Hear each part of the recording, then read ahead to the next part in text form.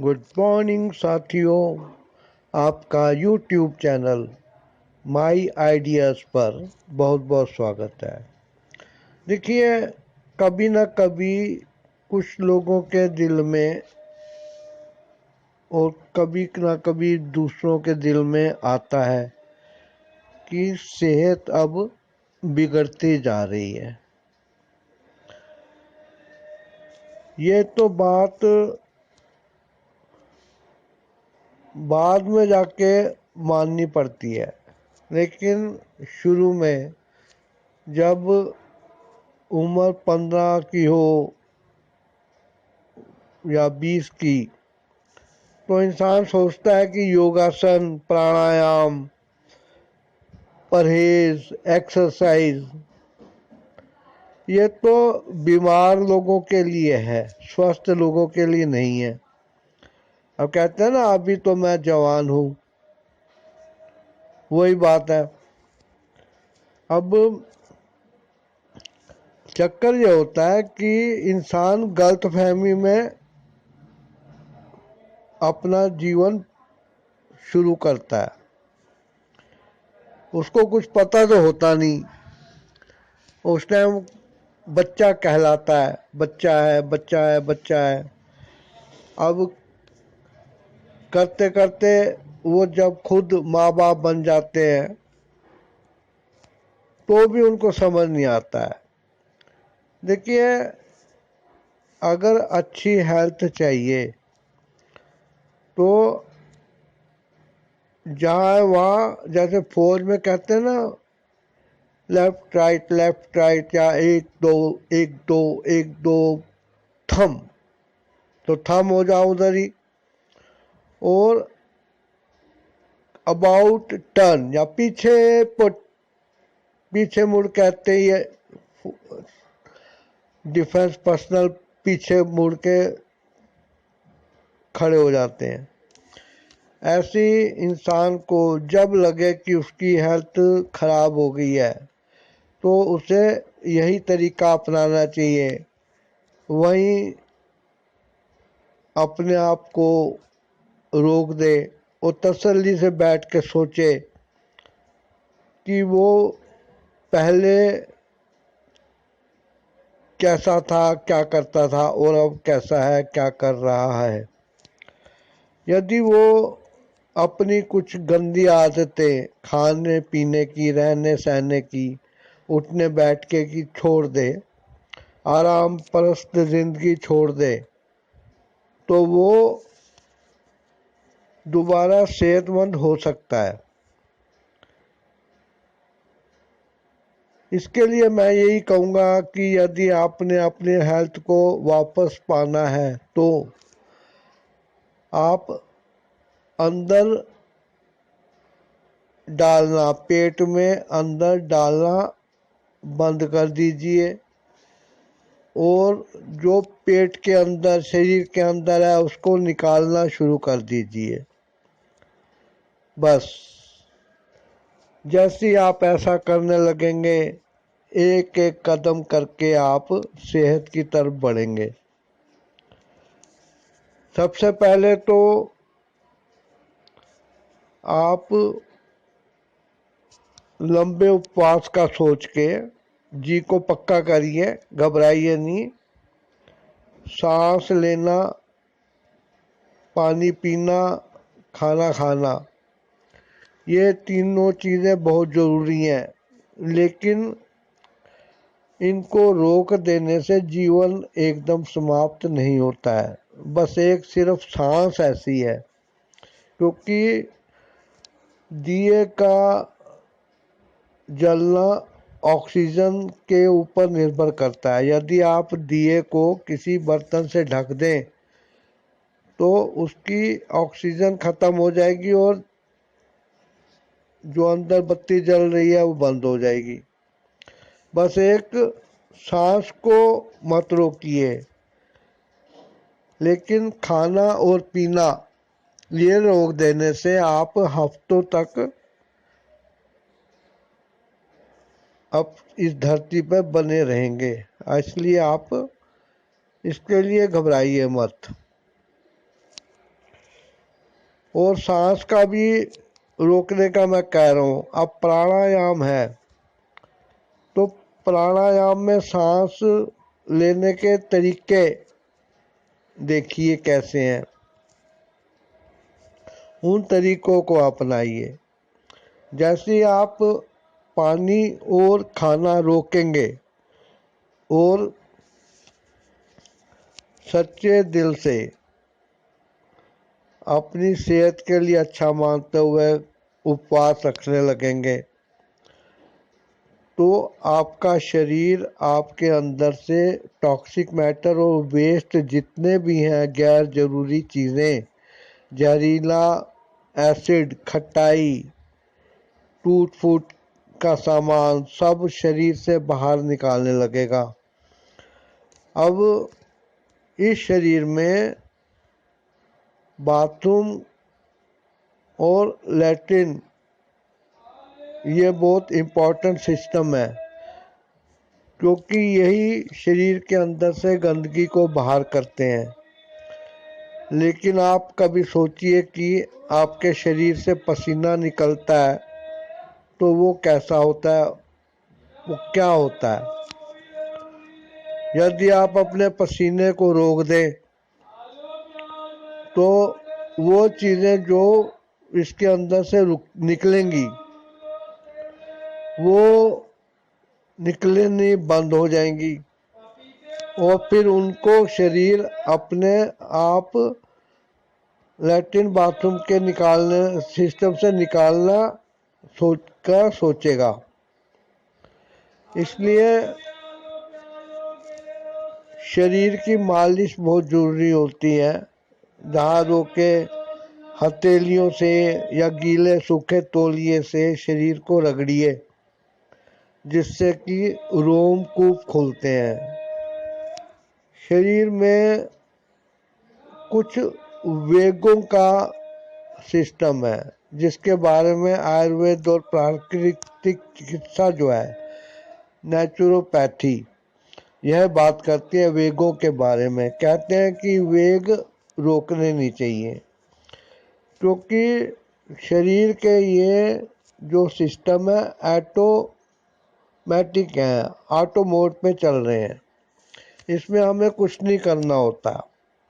लेकिन जब हम प्रकृति के काम में टांग अड़ाते हैं और बाथरूम जाना है या टॉयलेट जाना है उसको आप अवॉइड कर रही हैं, छींक आ रही है उसको अंदर ही खा जाते हैं, खांसी आ रही है, छींक आ रही है, उसे आप रोक लेते हैं, तो क्या होता है, तो शरीर के ऑटो सिस्टम में विघ्न पड़ता है। विघ्न पड़ने से फिर शरीर दूसरे आप रास्ते अपनाता है उनको बाहर निकालने के। अब एक उदाहरण देख लीजिए कि कोई देखता है कि उसके घर में एक रास्ते से चूहा बार बार घर के अंदर आता रहता है और नुकसान करता है। अब वो आदमी या घर का कोई भी मेंबर किसी तरीके से उस रास्ते वो बंद कर देता है, लेकिन फिर जो पहले नुकसान चूहा कर रहा था वो अब भी हो रहा है। अब वो फिर तलाशी लेता है तो उससे पता लगता है कि चूहे ने एक और रास्ता अपना लिया, अब उससे आता जाता है, अब वो उसको भी बंद कर देता है। तो ऐसा नहीं करना चाहिए, क्योंकि कुछ चीज़ें जो होती हैं वो कभी रुकती नहीं है। नुकसान होता है वेग रोकने से। वेग रोकने से शरीर का जो ऑटो सिस्टम है उसमें विघ्न पड़ता है। अब वो फिर उसमें ध्यान देना बंद हो जाता है, क्योंकि मानसिक तरीके से यह शरीर चलता है। क्योंकि शरीर के एक एक अंग की खबर दिमाग में जाती रहती है। जब हमारी इच्छा होती है किसी चीज़ को उठाने की तो हमारा हाथ उस तरफ बढ़ जाता है, क्योंकि दिमाग ने ऑर्डर दिया।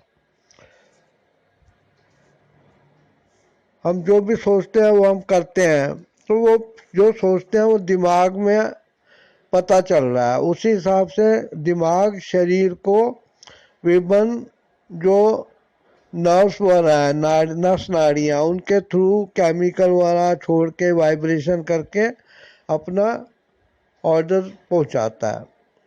अब जब आपको सुबह लैट्रिन जाना है और आप रोक के बैठे हैं, तो फिर आपको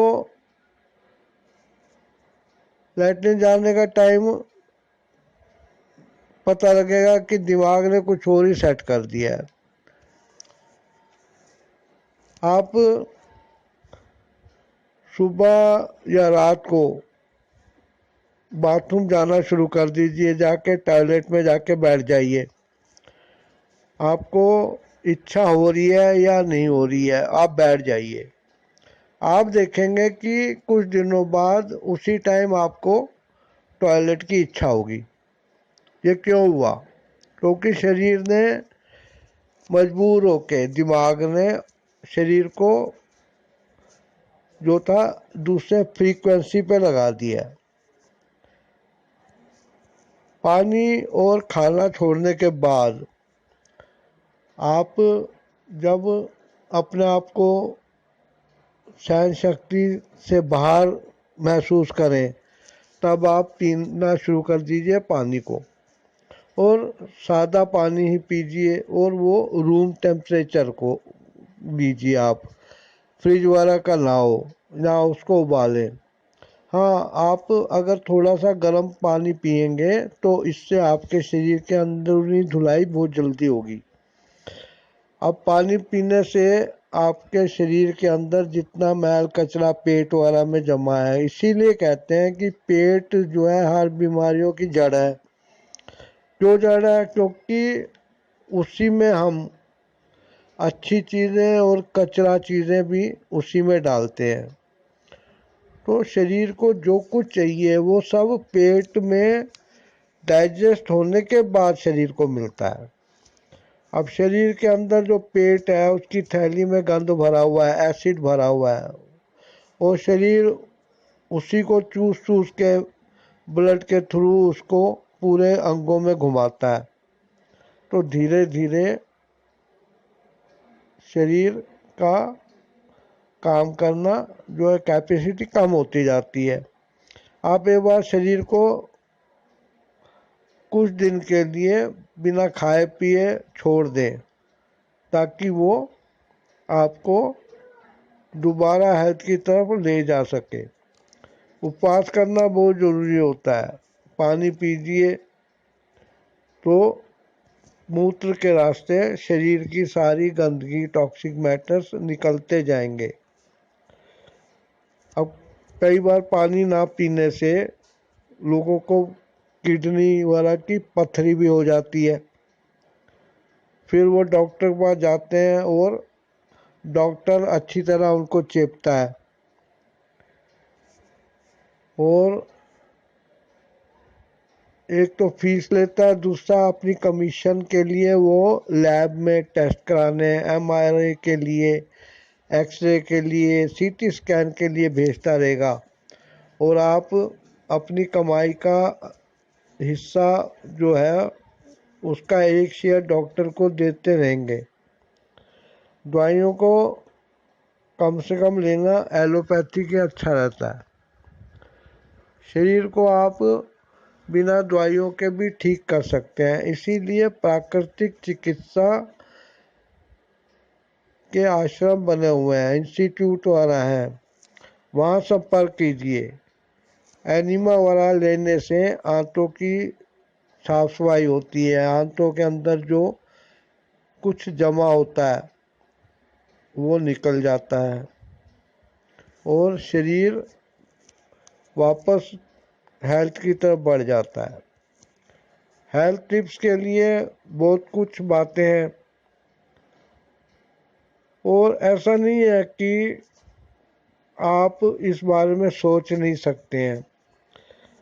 आप देखिए कि क्या खाने के बाद आपको तबीयत खराब महसूस हुई, किस चीज़ से आपको एलर्जी है, कौन सी चीज़ है जो आपको हजम नहीं होती है? क्या चीज़ खाने से पेट में खटाई बढ़ गई?